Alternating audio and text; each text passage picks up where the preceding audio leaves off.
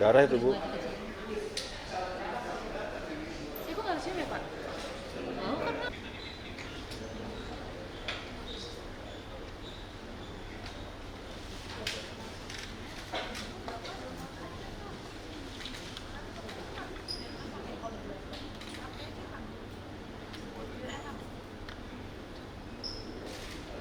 Udah kan? Belum, Pak. Belum, Pak. Pedap. Anggap belum, Pak.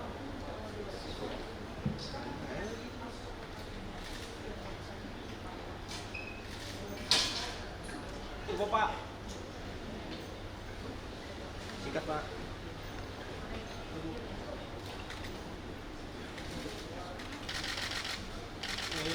Iya. Iya, muter gitu.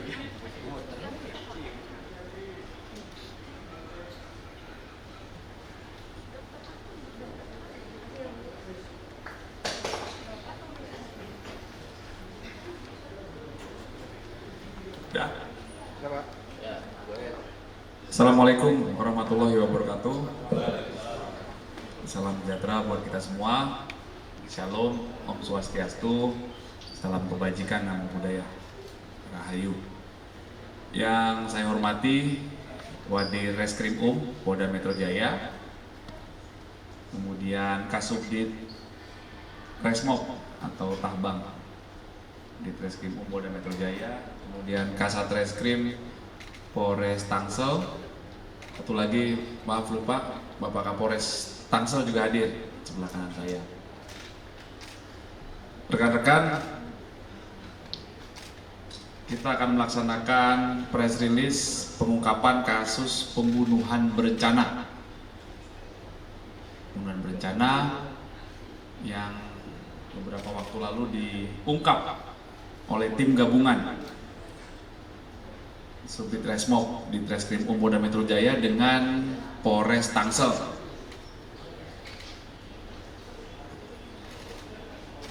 Nanti akan dijelaskan secara rinci hingga motifnya, sehingga dengan adanya peristiwa ini kami mengimbau agar masyarakat menyelesaikan setiap persoalan dengan baik-baik, ya, tidak perlu emosi, tidak perlu akhirnya menimbulkan masalah baru yang berdampak pada pelanggaran hukum. Dan ketika ditemukan oleh jajaran Polda Metro Jaya pasti akan diungkap dan diproses. Baik, selanjutnya silakan Pak Wadir atau Pak Kapolres. Monggo silakan. Bismillahirrahmanirrahim. Assalamualaikum warahmatullahi wabarakatuh. Yang kami hormatin Bapak Kapitumas, Bapak Kapolres, Subdit Resmob, Kasat Reskrim Tangsel, dan rekan-rekan semua media maupun pers, rekan-rekan wartawan. Pada kesempatan ini saya selaku PLH di Reskrimum yang menyampaikan rilis pengungkapan pembunuhan berencana maupun pembunuhan yang dimana beliau pada saat ini sedang melaksanakan rakernis di Polda Bali, sehingga saya selaku Wadir ditunjuk selaku PLH untuk menyampaikan rilis pada siang menjelang sore hari ini. Adapun pengungkapan ini diawali pada tanggal 11 Juni 2024, 11 Mei 2024 pukul 07.00 ditemukan mayat di Jalan Pamulang oleh masyarakat. Masyarakat tersebut melihat ada tubuh yang terbungkus, kelihatan kaki maupun tangan. Dipastikan dengan dia melihat ternyata itu adalah sesuatu mayat manusia, dan masyarakat tersebut melaporkan ke Polsek setempat, yaitu Polsek Pamulang, dan Polsek Pamulang menghubungi ke Polres yang dipimpin langsung oleh Kasat Reskrim, dan Kapolsek turun melakukan olah TP/TKP. Dari olah TP/TKP didapatkan korban atau mayat tersebut dibawa ke rumah sakit Kramat Jati untuk dilakukan otopsi untuk mengetahui apa penyebab daripada kematian mayat tersebut. Dari hasil otopsi ditemukan beberapa luka bacok di tubuh korban, namun pada saat itu belum diketahui siapa korban tersebut. Inavis melakukan pengecekan, yaitu melalui finger dan diketahui bahwa korban tersebut adalah saudara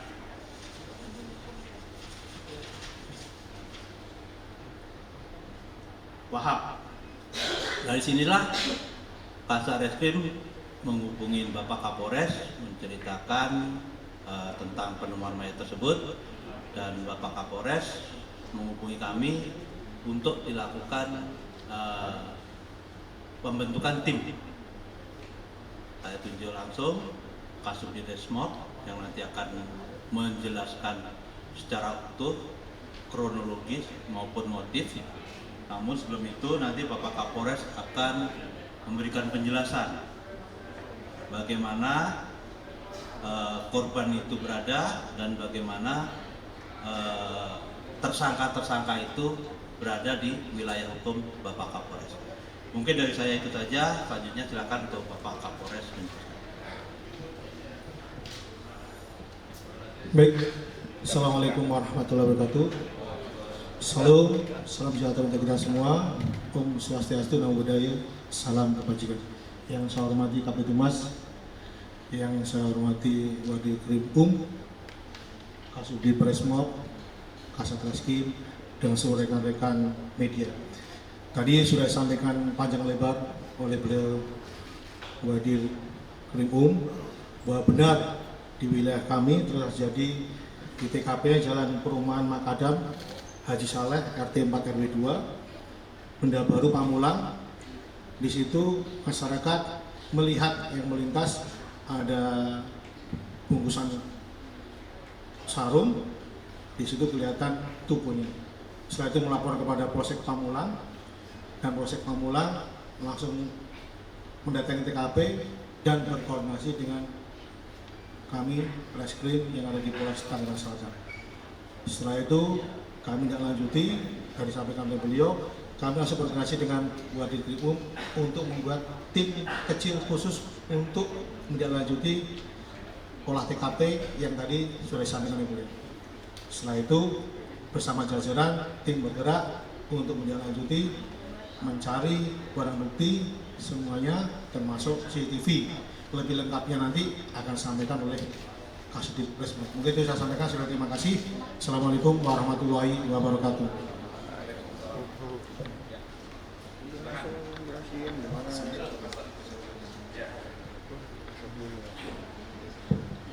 Assalamualaikum warahmatullahi wabarakatuh. Selamat siang, salam sejahtera bagi kita sekalian. Shalom, Om Swastiastu, Namo Buddhaya, salam kebajikan. Yang terhormat Bapak Kabid Humas, yang kami hormati Bapak Wadir Krim Bapak Kapolres Tangsel, dan Bapak Kasubdit Resmob PMJ. Mohon izin rekan-rekan media sekalian bahwa apa yang sudah disampaikan oleh Pak Wadir kemudian Pak Kapolres itu betul halnya. Cuman kami sedikit menyampaikan upaya-upaya awal kami ketika kami mendapatkan informasi adanya temuan mayat diduga laki-laki di TKP wilayah Kecamatan Pamulang. Ketika kami mendapatkan laporan dari masyarakat, kami tim piket dari Satreskrim maupun Polsek Pamulang langsung mendatangi TKP. Kemudian di TKP betul kami menemukan sesosok mayat berjenis kelamin laki-laki dengan kondisi luka-luka yang terbungkus sarung yang diikat dengan cukup kencang. Selanjutnya kami melaksanakan tindakan TPTKP dengan melakukan pengamanan TKP. Kami memasang garis polis line, kemudian bersama tim identifikasi kami melakukan olah TKP. Di TKP kami juga mencari saksi-saksi yang berada di sekitar TKP, kemudian mencari bukti-bukti serta petunjuk-petunjuk yang ada di TKP. Selanjutnya, karena kami belum mengetahui siapa identitas mayat tersebut, kami tim berkoordinasi dengan Inavis, kemudian dengan tim dari Rumah Sakit Polri di Keramat Jati untuk melaksanakan identifikasi dan melaksanakan autopsi untuk mencari tahu siapa mayat yang diduga laki-laki tersebut. Dari hasil identifikasi maupun hasil autopsi, maka kami akhirnya berhasil menemukan identitas mayat tersebut, kemudian mencari tahu apa penyebab kematiannya. Jadi proses yang kami laksanakan itu adalah secara scientific crime identification. Selanjutnya, atas perintah Bapak Kapolres yang sudah membentuk tim khusus untuk mengungkap kasus ini, kami berkoordinasi dengan tim khusus dari Resmob Polda Metro Jaya untuk melakukan serangkaian pengungkapan.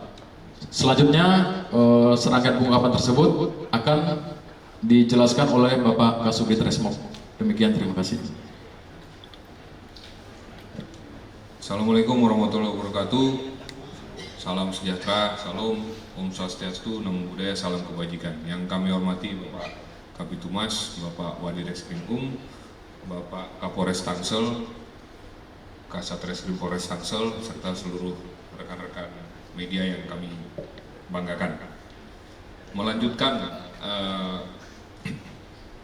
Melanjutkan dari perkara ini, setelah kita menemukan identitas dari korban, yaitu inisial AH, kemudian kita menelusuri, melakukan penyelidikan, mengamankan saksi-saksi yang ada di seputaran TKP untuk kita melaksanakan interogasi awal.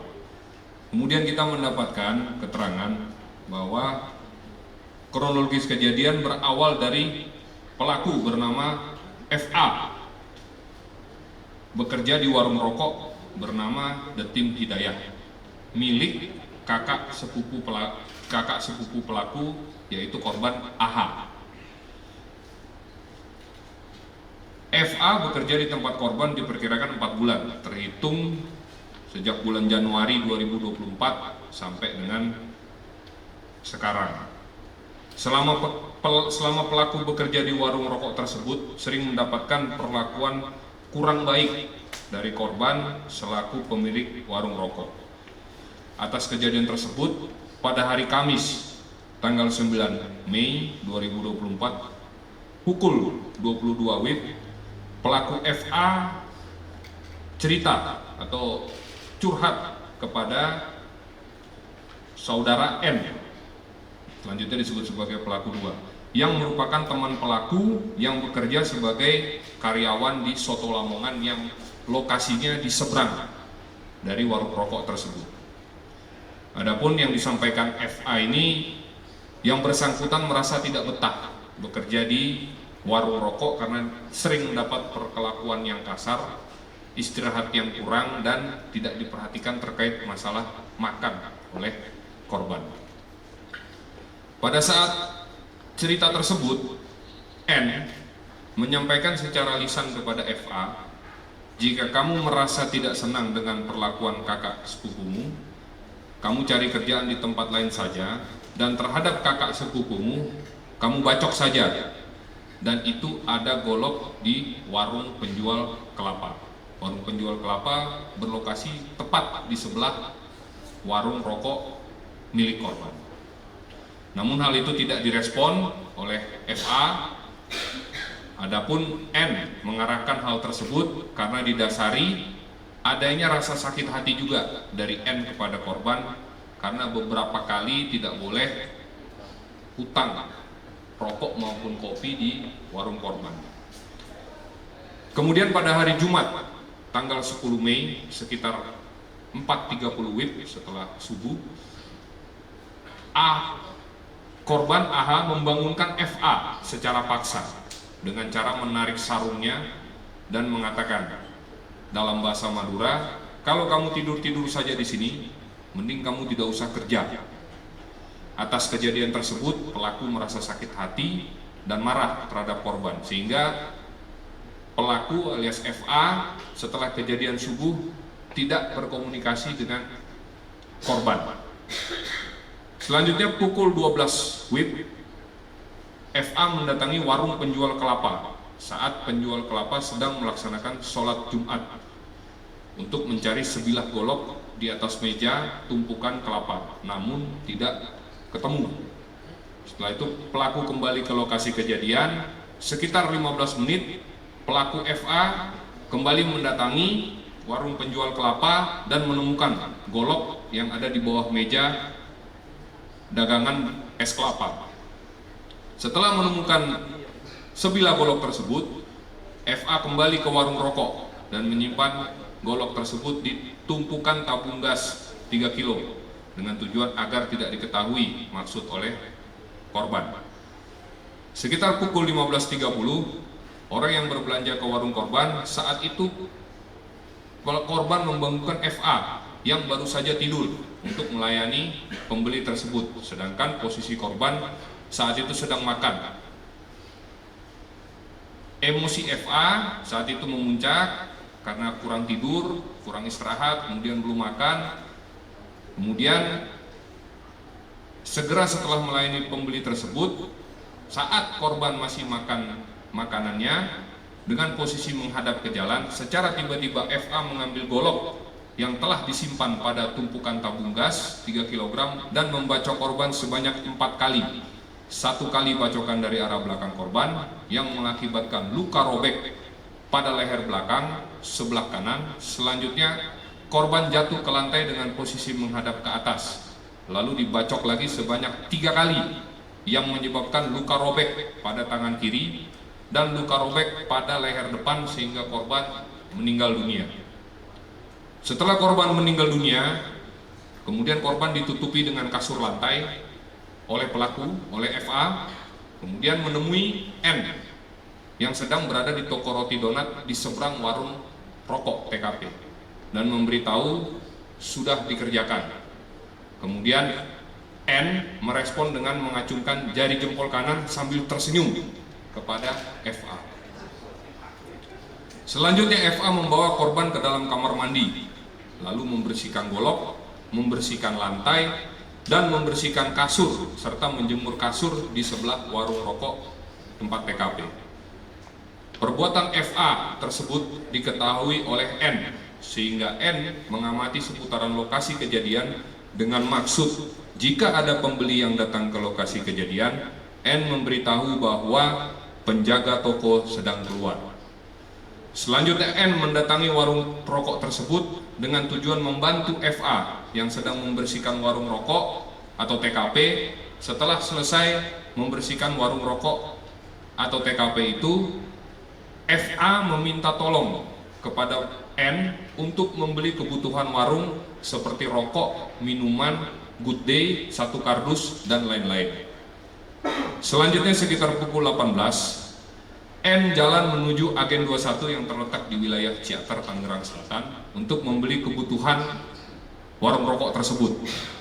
Dan di tengah perjalanan, pelaku berinisiatif membeli karung goni di toko agen tersebut dengan harga Rp6.000. Maksud dan tujuan N membeli karung goni adalah untuk mempermudah pelaku FA saat membuang jenazah korban. Kemudian sekitar pukul 21 WIB, FA dan N secara bersama-sama memasukkan korban ke dalam karung goni yang sudah dibeli oleh pelaku N dengan cara mulai dari kaki sampai dengan kepala korban, posisi kaki ditekuk. Setelah itu, FA membawa korban menggunakan motor milik korban mencari lokasi yang tepat untuk membuang jenazah korban selama 1 jam. Kemudian pukul 22, FA berhenti di Jalan Hasaleh Blok D, Kelurahan Benda Baru, Pamulang. Selanjutnya FA turun dari motor, kemudian menurunkan karung goni berisi jenazah korban, lalu mengeluarkan jenazah dari karung goni sehingga jenazah korban hanya terbungkus dengan kain sarung berwarna biru. Pada saat FA membuang jenazah korban, N yang saat itu berada di warung rokok mengambil golok yang digunakan oleh FA di dapur, kemudian dikembalikan ke warung penjual kelapa. Kemudian pada pukul 23, tepatnya setelah membuang jenazah korban, FA kembali ke warung dan menemui N yang masih berada di warung rokok. Saat bertemu, N menyampaikan kepada FA, kalau ada orang lain yang bertanya, jangan cerita sebenarnya. Karena pembicaraan tersebut, FA menyampaikan untuk membuat skenario dengan cerita yang lain, bahwa pada hari Jumat tanggal 10 Mei pukul 15 WIB, korban pergi ke Bali untuk menemui mantan karyawan bernama Saiful karena memiliki hutang kepada korban yang belum diselesaikan dengan menggunakan 1 unit mobil warna putih. Setelah itu dia pergi dengan menggunakan mobil tersebut. Untuk perihal tersebut jangan bilang ke orang rumah saya, dan skenario tersebut disetujui oleh pelaku N. Kemudian keesokan harinya, tepat pada hari Sabtu tanggal 11 Mei sekitar pukul 16 WIB, N membuang kasur lantai dengan cara dibungkus menggunakan karung goni bekas membungkus jenazah korban, memakai motor milik korban, dibuang di jembatan sungai, dibuang ke sungai dari jembatan dekat Villa Dago Pamulang. Selanjutnya N mengembalikan motor ke warung rokok TKP lalu kembali bekerja di Soto Lamongan. Kemudian kami sampaikan untuk identitas pelaku, FA alias FA dan N. Barang bukti yang berhasil kami amankan, 1 bilah golok, 1 buah kaos oblong warna hijau bertuliskan Bumbugi Wawe, 1 buah celana jeans warna biru, 1 unit merek Yamaha Mio GT warna putih kombinasi merah, 1 buah unit handphone merek Oppo warna silver, 1 buah tas merek Eiger, 1 unit handphone merek Oppo, 1 buah tas lempang warna abu-abu, 1 tas biru dongker, 1 buah sarung warna abu-abu, 1 buah dompet, serta rekaman CCTV. Kemudian untuk ancaman hukuman pasal yang dilanggar, di sini kami menerapkan pasal yang dimaksud pasal 340 KUHP, subsidiar pasal 338 KUHP, junto pasal 55 KUHP, dan atau pasal 56 KUHP, dan atau pasal 181 KUHP, dan atau pasal 221 KUHP. Untuk tersangka FA diancam pidana penjara selama-lamanya maksimal 20 tahun atau seumur hidup, dan untuk tersangka N diancam pidana selama-lamanya maksimal 20 tahun atau seumur hidup. Kemudian yang perlu kami sampaikan di sini, mengingat dari beberapa kejadian pembunuhan yang terjadi di wilayah hukum Polda Metro, bahwa banyak dari kejadian-kejadian ini berawal mula dari kata-kata kita kata-kata dari korban yang kurang baik terhadap pelaku. Mungkin dari sini nanti kita bisa melihat banyak motif sakit hati dari korban terhadap pelaku sehingga terjadinya kasus pembunuhan atau tindak pidana pembunuhan berencana ini. Demikian yang bisa kami sampaikan. Wabillahi taufiq wal hidayah. Wassalamualaikum warahmatullahi wabarakatuh. Baik, terima kasih Pak Dir, Kapolres, Subdit Resmob, dan Satreskrim. Silakan rekan-rekan, apabila ada yang ingin ditanyakan, boleh ditanyakan ke siapa. Silakan dari sebelah kanan saya dulu ya. Ya, silakan Pak. Ada ditanya Ke siapa? Boleh tanya ke Kasat Reskrim. Makassar. Oke. Dengan Yudi Wibowo dari kabarnet.com ingin bertanya soal pada saat mayat korban dibuang, itu ditaruh di motor itu di depan atau di belakang? Itu pertama. Terus kedua, ada informasi di lapangan bahwa FA ini pelaku utama, selain karena motifnya sakit hati karena sering ngomelin tidur, juga yang bersangkutan ini sering ketahuan ngambil rokok untuk konsumsi sendiri. Itu saja, terima kasih. Baik, terima kasih atas pertanyaannya. Izin kami jawab. Dari hasil olah TKP kami bersama tim Polda Metro Jaya, untuk mayat ketika dipindahkan dari tempat kejadian pembunuhan menuju tempat ditemukannya mayat tersebut, diletakkan di motor bagian depan. Selanjutnya untuk pertanyaan kedua, untuk motif sementara seperti tadi sudah disampaikan oleh Bapak Kasubdit. Jadi hasil temuan sementara dari penyidik, motifnya sebatas tadi disampaikan sakit hati. Demikian. Mungkin ada ditambahkan komandan.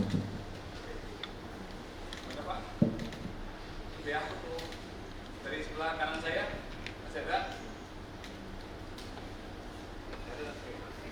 Ada ya. Oke, silakan Mas. Silakan Mas. Nama saya Ihsan dari Tempo. Satu pertanyaan saja.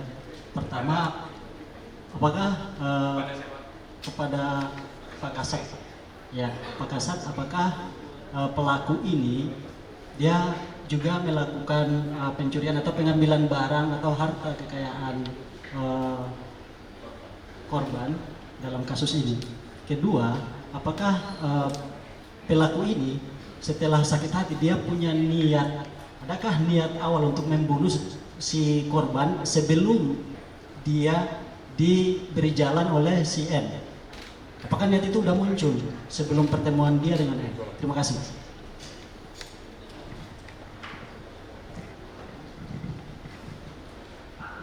Jadi sebenarnya pertanyaan ini tadi sebenarnya sudah bisa dijawab karena sudah disampaikan. Tapi nggak apa-apa, kami ulangi lagi.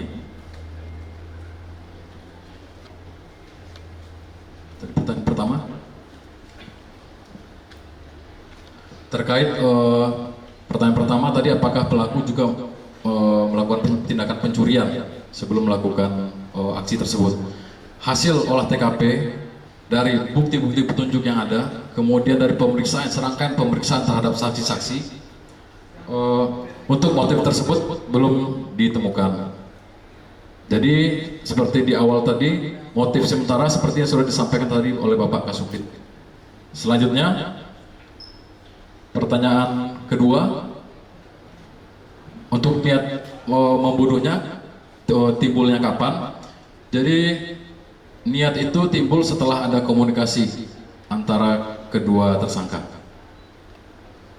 Demikian, terima kasih.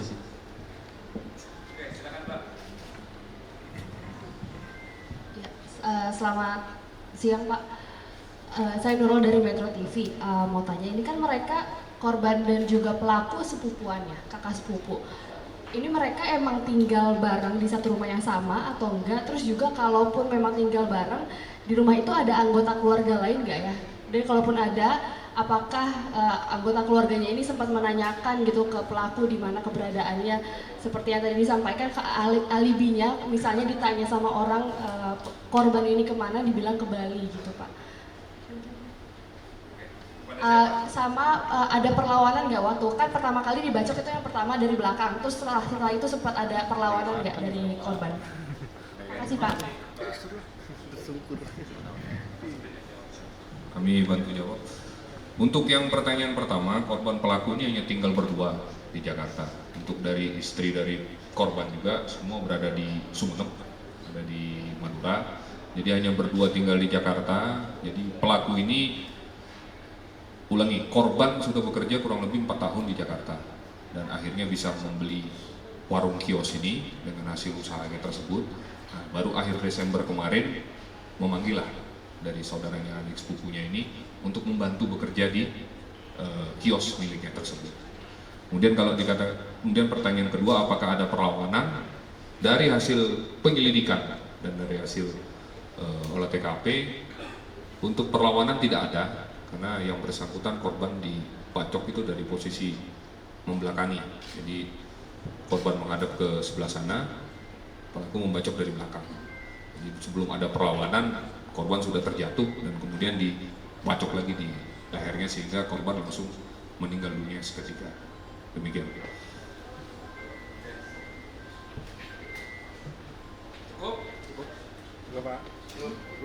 Cukup ya? Baik. Sekarang barang bukti ya? Iya Pak. Oke, cukup. Cukup, terima kasih. Terima kasih. Bang, foto Bang. Foto Bang. Apa tuh dia? Ini alamnya. Bisa denger itu. Harusnya jangan, urus sayang aja. Handphone turun. Bang, yang depan Bang. Bang, handphone Bang. Turun Bang. Tengah dulu ya. Tengah Pak. Kenapa Kak Dit? Handphone.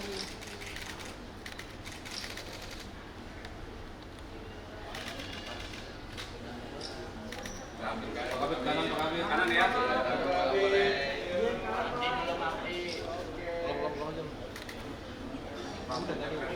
Tengah lagi. Kiri ya.